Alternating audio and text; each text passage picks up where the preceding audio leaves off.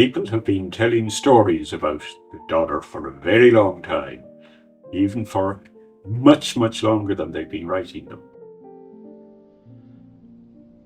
And nobody told those stories or wrote them better than my late friend Christopher Moriarty. Christopher's book, Down the Dodder, is, in my opinion, the definitive story of the River Dodder, charting as it does its rise beside its sister river, the Liffey on Capure, then flowing on down through Talla, Templeogue, Rathfarnham and onward to Ringsend, where it joins again with its sister, and they flow on together into Dublin Bay. But hang on, I'm jumping the gun. Let's first listen to Christopher talk about the mountains above the Upper Dodder Valley, their names and their significance. If you look at the names of the mountains above the Upper Dodder Valley, there's Sea Fin and Sea Fingan and Ballymore Fin. Whose name do we have? We've got Finn McCool. And Finn McCool, the stories go back a long, long time before there was writing in Ireland. And there's a lot of good reason to believe that Finn belonged to the hunter-gatherers. And the hunter-gatherers were living and hunting in Ireland more than 5,000 years ago. So there's reason to believe that those stories could be 5,000 years old. Anyway, mountain names are there, and there's a lot of associations with Finn and the Fianna. It was a wonderful place for hunting. There would have been red deer in plenty, and they're still around. You don't see so much of them now, but they're still there. As well as Finn's exploits there, among other things, he was captured by an enchanter and had to pay a ransom, and a part of the ransom was 2 stone chats from Glenasmole.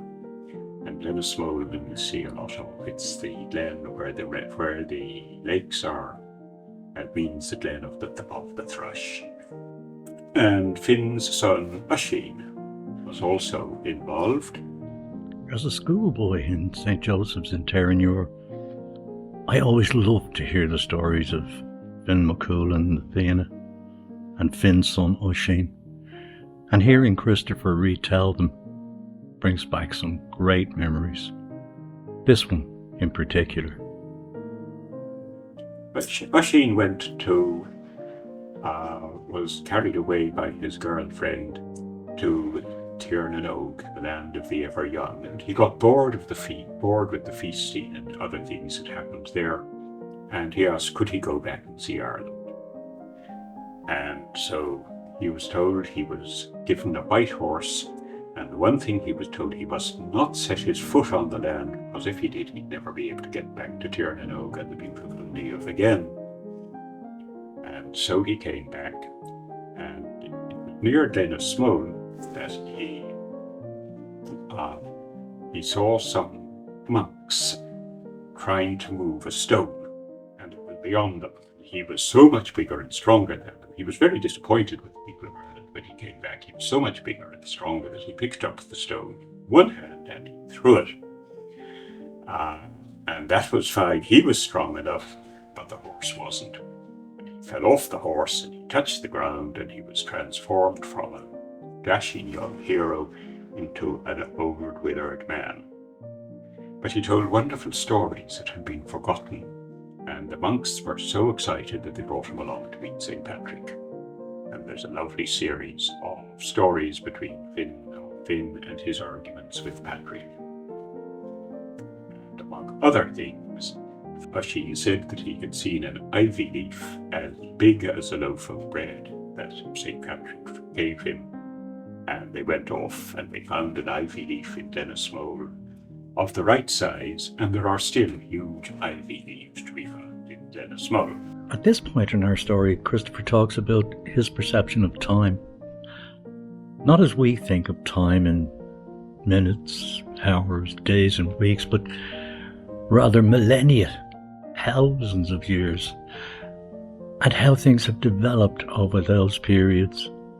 In particular, how the Dodder has evolved, how people moved along the river and began to live there, build businesses there, how the river was developed as a source of power. Of course, water was needed for drinking and for washing. He talks about how the river's waters were harnessed for all these purposes. But let's leave the telling of the story to Christopher himself. When I think of time, I do often think of hundreds of millions of years, like when the granite of the Wicklow Mountains was made a few 100 million years ago. Then you get into geologically recent, and as far as the Dodder is concerned, that's about 10,000 years ago. And then people came there 7,000 or 8,000 years ago. But just a couple of hundred years ago, in the 18th century, water mills became important sources of power for factories. And a river like the Dodder, which descends very quickly, provides an awful lot of power for water mills. And so factories powered by water were built. And of course, factories mean factory workers. Another very important aspect of a river is the supply of drinking water to drink and water to wash. And that led, in the case of the Dodder, that the people of the city of Dublin in the 13th century, 800 years ago, didn't have enough water because the Liffey, which they built beside, the Liffey was tidal and salty, so you didn't want to use it. And so in the 13th century, they decided they would tap the Dodder, and they built a dam and a canal to bring Dodder water into the centre of the old city, close to St. James's Gate and Guinness Brewery. Because of the value of the water and the industry, people came to live beside it. So it developed as a population. Long before that, it had been a way of moving through the country. When the country was densely forested, it was easy to make a track beside a river, or easier to make a track beside a river than anywhere else.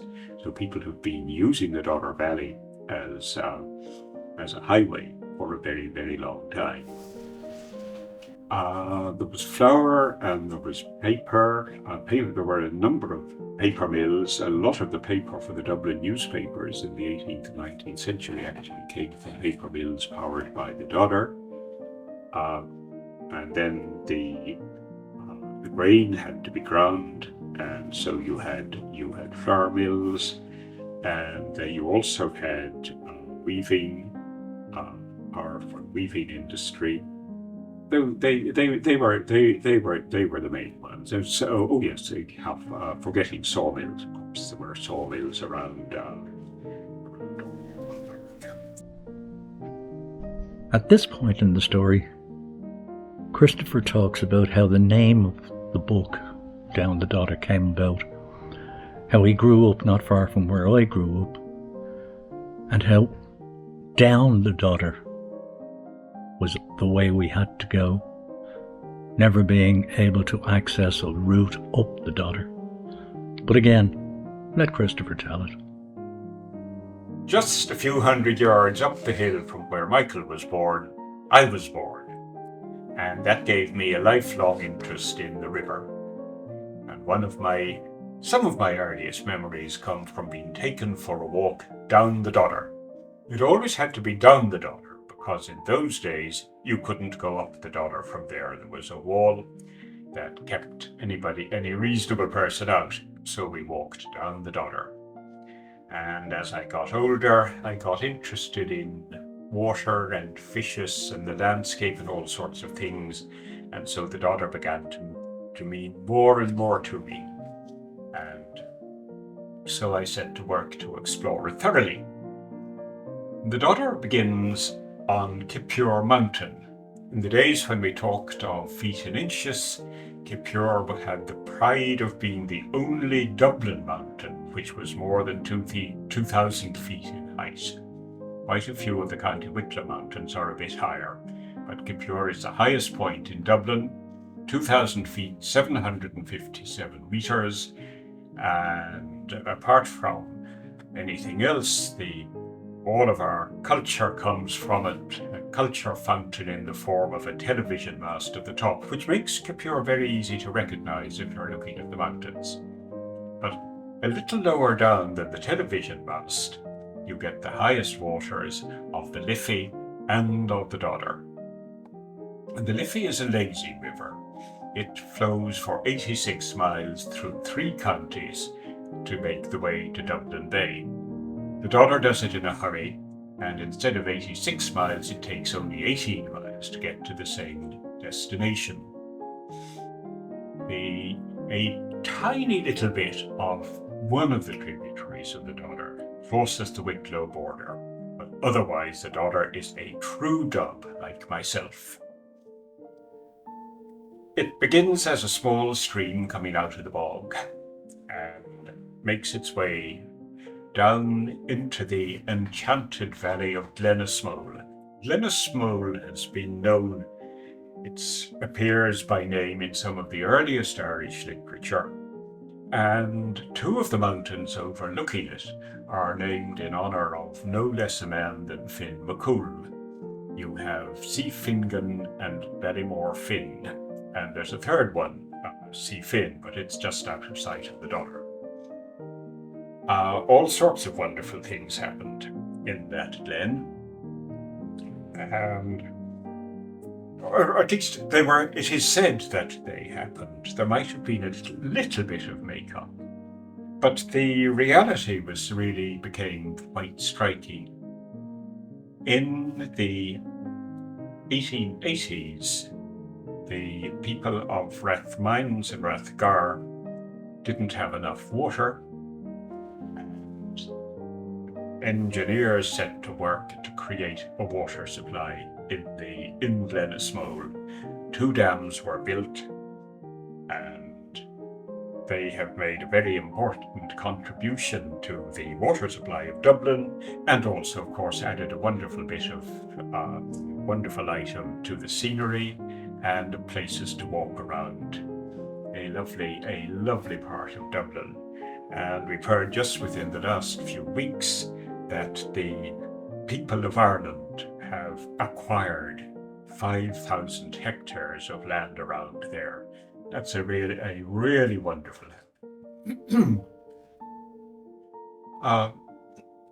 The 1880s saw those dams built. The water, apart from at the dams, the Dodder water flows very steeply downhill. Dodder's a most unusual river in as much as about half of its length is mountain stream, and only half or less is a lowland river. And that gives it a propensity for a lot of flooding, but also it makes it a very, very important source of water power. And the damming of rivers to produce water power took off in Ireland in the 18th century, and there were no fewer than 14 mill dams were built on the Dodder, and they powered a variety of factories. There were paper mills, there were sawmills, there were woolen mills, there were iron mills.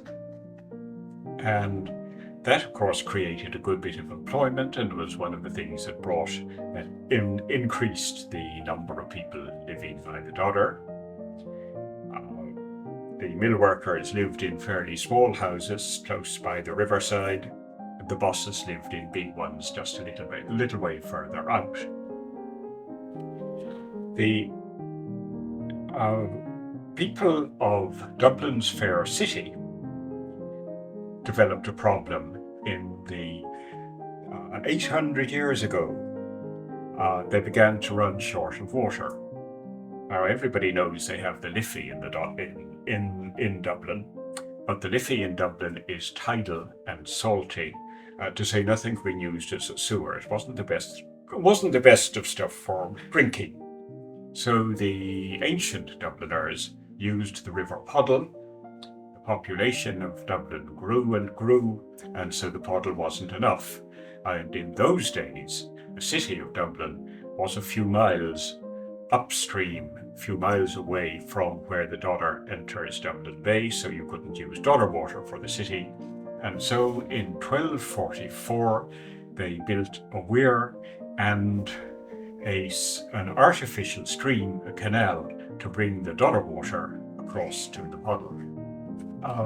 They'd also developed mills on the Puddle, as many mills on the Puddle as there were on the Dodder. That's 14, and the Puddle took up, at times, took all of the water away from the Dodder, which must have displeased the millers downstream.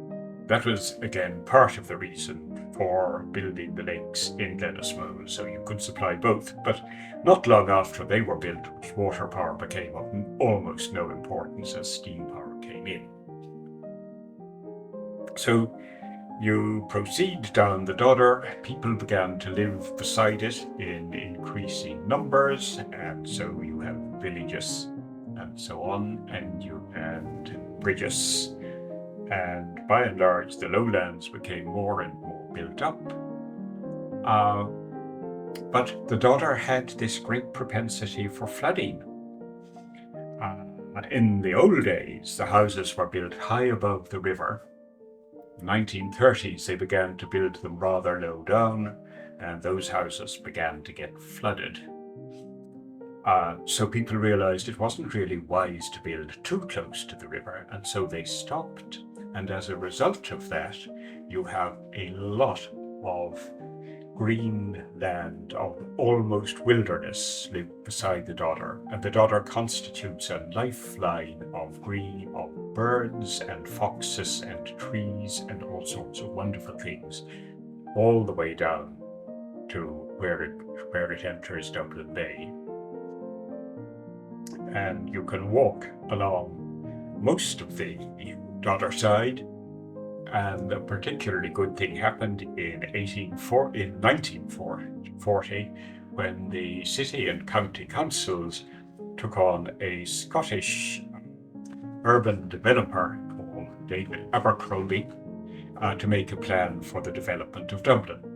And one of the things that Abercrombie suggested was that the local authorities, whenever they could, should buy riverside land so that this park could be, this linear park, as he called it, could be made all the way out to the mountains. And they didn't quite succeed in getting all the land, but it is possible to walk nearly all the way by the riverside out to the edge of the mountains, and that is still developing. So the Dodder constitutes a wonderful lifeline for the people of Dublin.